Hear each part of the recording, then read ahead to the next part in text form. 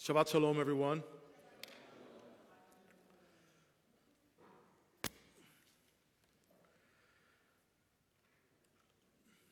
So this is one of the, again, after Yom HaShoah, right? The next week you have Yom HaZikaron and Yom Hatzmaut. And it's one of the most incredible weeks of the year when it comes to celebrating our independence as a people, our right to self-determination, but also we're constantly reminded of the price that we've had to pay for that self-determination. Let me begin by sharing with you a little story. And this actually starts a couple of years ago. It informs everything I'm about to tell you right now. So I was on a trip with AIPAC where we were taking rabbinical students to Israel, 10 from each one of the seminaries with a Reform and Conservative and Orthodox rabbi, so we can talk about the pressing issues about the state of Israel. And this was way before anyone could even possibly imagine what is happening right now. And in one of those stops that we had one of the days, they took us to the archives of the state of Israel, which are not open to the public. Now, many of you have possibly been in the Zionist archives, and the Zionist archives are actually an incredible place to visit. You can see Herzl's diary and hold it in your hands. You can see Henrietta Soul's diary, really some incredible documents and pieces of history. But the National Archives is something incredible. And this is the type of story that you cannot make up, even if you try to. So we walk in, and we walk into a room where there's a box in the middle of the table, and they give us all tea, and we sit around the table, and suddenly the curator says to us, "So do you know what's in that box?" I say, "No." "That's the Declaration of Independence."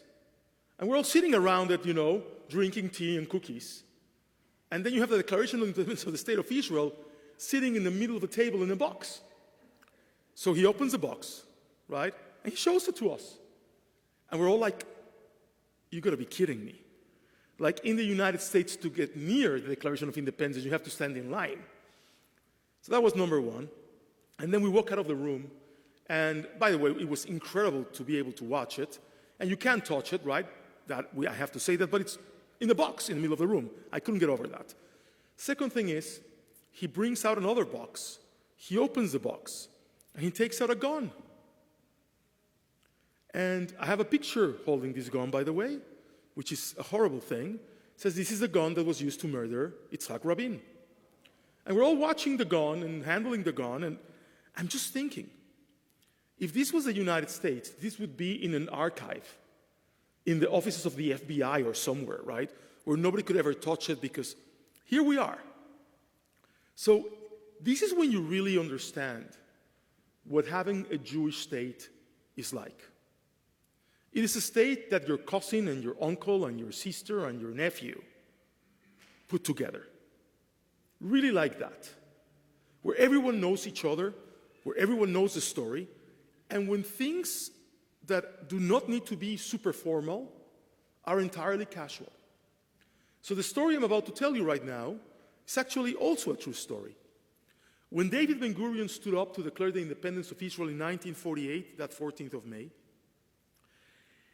he had no idea of what was going to happen. Like if you read his memoirs, you can read, he had no idea.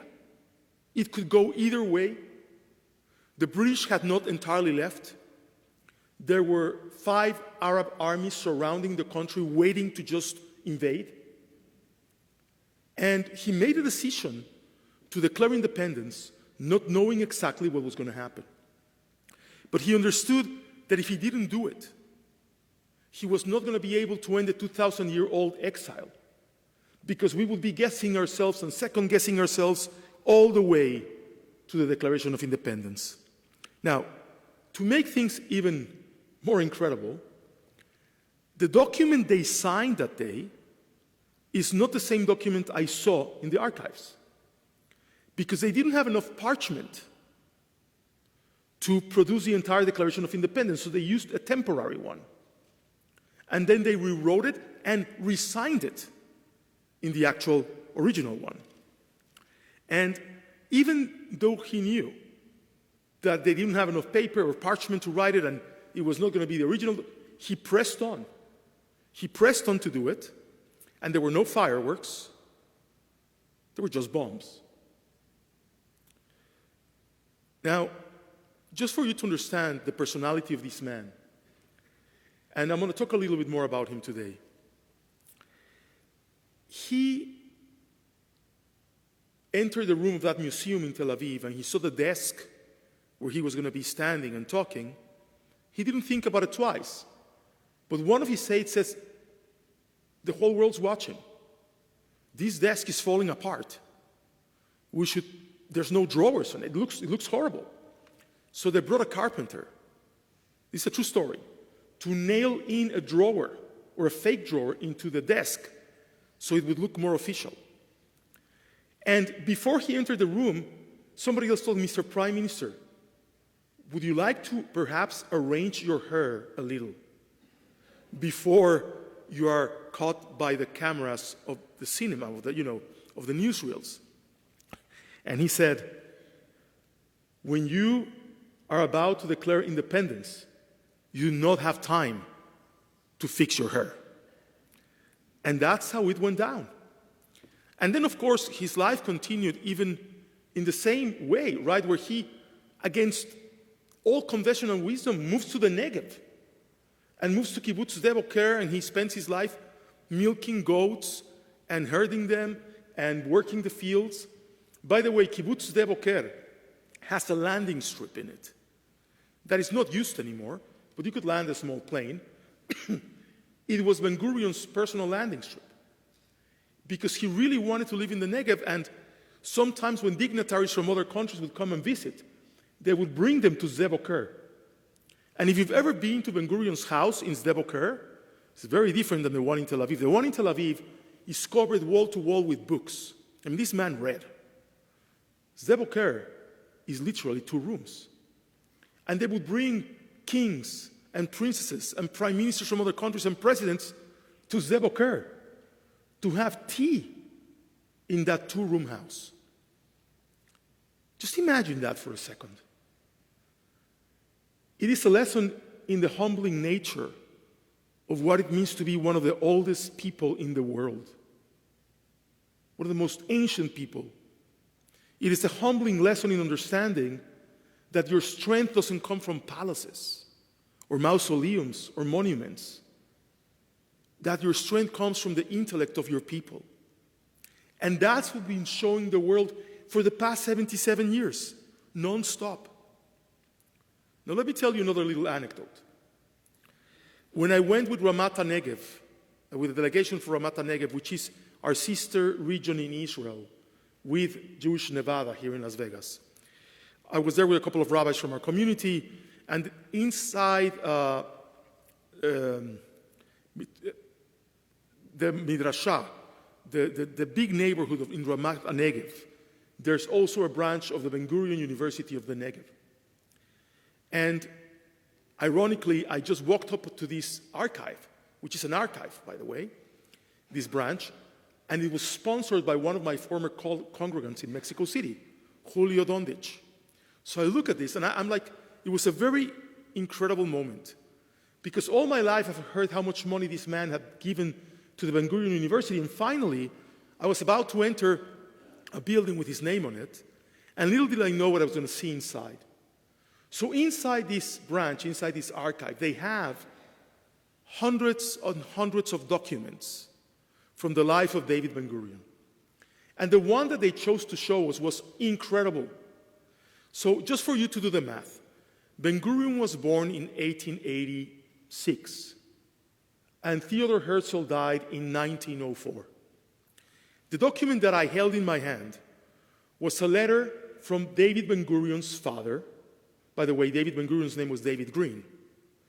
David Ben Gurion's father wrote a letter to Theodor Herzl when David Ben Gurion was about 15 or 16 years old. That was a couple of years before Herzl's death. And the letter said, basically, that he respected what he was trying to do, but to stop brainwashing our children, because it's just filling their heads with a lot of hot air, and this is never going to come about, and they're all going to get killed. I'm pausing for a second. Because once you understand what the odds of Israel were to be born again, you understand what that letter said. It basically said, everybody knows this is not going to happen. Stop it. So here's what Ben-Gurion did. He believed a country into being. That's what he did. He didn't build it. He didn't put it together. He didn't fight. He believed it. He believed so hard in it.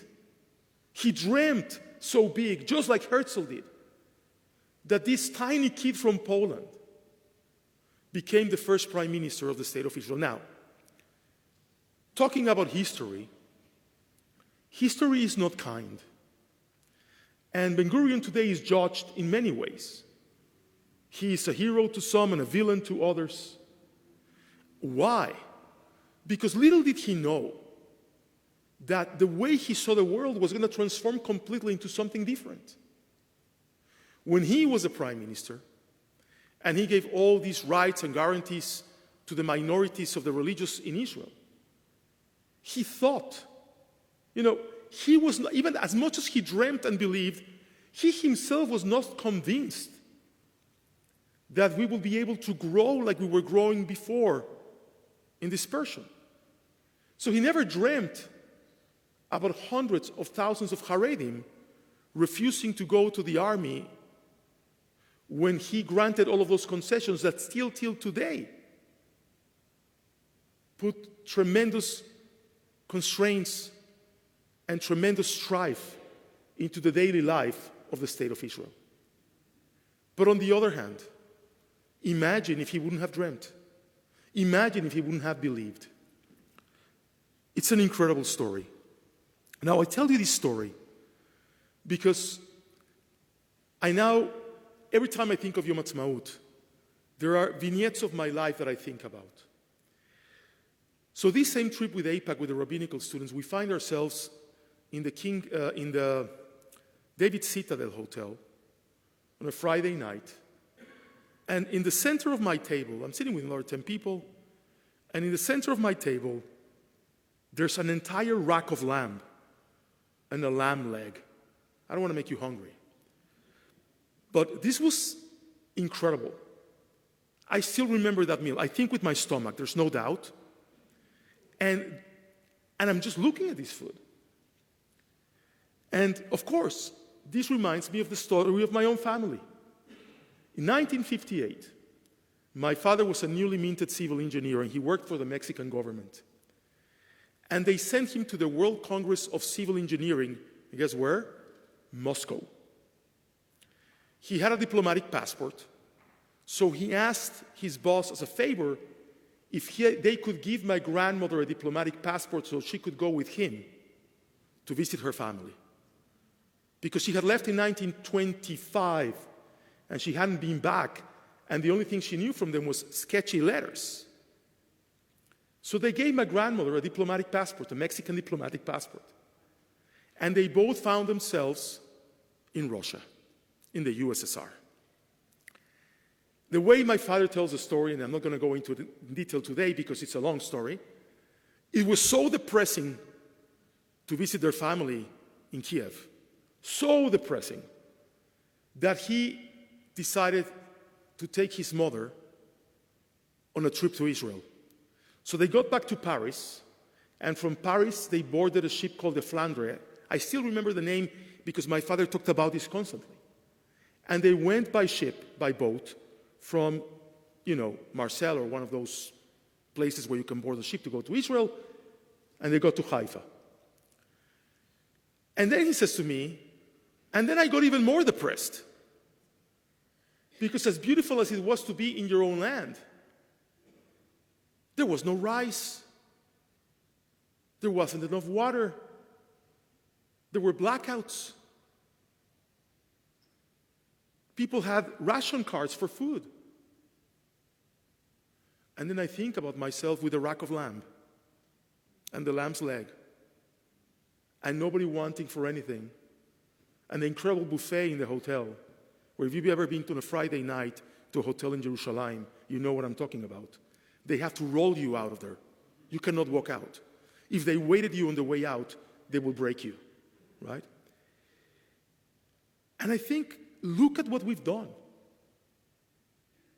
Look at where we are. And I'm giving you a concrete example. It's unbelievable. How have we done this? And we all have our issues, right? We all have problems with this or with that. But in all honesty, this is one of the greatest miracles ever in the history, not only of our people, but I would say of humankind. When just years before this date, we were wandering the world like ghosts of a ravaged past, wrapped in blood and tears, going through the cadavers, trying to find our families. And now, look at where we are. And yes, there's been tragedy, but who doesn't have tragedy?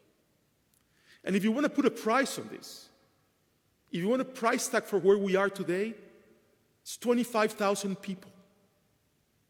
25,000 men and women that have given their life for the state of Israel and for the Jewish people. To put it in perspective, that is as if 800,000 American soldiers died in the last 70 years. America has lost 1.8 million soldiers in all of its wars combined. But America is 200 years old and has 300 million people living in it. So think about this price. Now, I don't know about you, but when I have something that is really expensive, I really care for it. Not because of what it costs me only, but because of the value that it has for me. I have my father's gold cufflinks, and I don't know how much they are. They're probably not much. I wear them only on Kol Nidre every year, but I keep them in a safe. Not because I'm afraid somebody will steal them. I'm afraid that I will lose them. This is who we are and where we are. We have something so precious that we can't afford to ever let it go. And I'll say it once again, I have my differences. I want Israel to be pluralistic, not black. I want it to be vibrant and democratic. But the ideal of the state of Israel and what it means to us is greater than any of the differences I could possibly ever have. Because if you understand history, you understand that we don't have the luxury to argue it out where our life's in danger. Perhaps the most sobering thing that I've witnessed in the last year and a half is the thousands of young Jews that have turned against our own people. And I really believe that we got to this point because we're dealing with generations that never wanted for anything. Generations that never experienced hardship, whose parents never experienced hardship. Look, the majority of us in this room, our parents were already born in this country. Even our grandparents were already born in this country. Where I come from, all of our grandparents experienced pogroms. Where I was born, all of our grandparents, people my generation, Spanish was not a native tongue. It was either Arabic or Ladino or Yiddish. But they had to really build, and this happened here too, generations before. But the current generation, the one that takes up the placards and the banners, they don't understand what having this precious possession actually means. I hope and pray that we too have the faith and the clarity and the resolve of somebody like David Ben-Gurion. May we continue to believe and never stop believing. May we continue to dream and never stop dreaming so that we continue to build, even if the price is high, that we can understand why we have paid it. Shabbat Shalom u'mevorach. I'm going to ask us to please rise. We're going to continue on page 184 with the Chatzi Kaddish.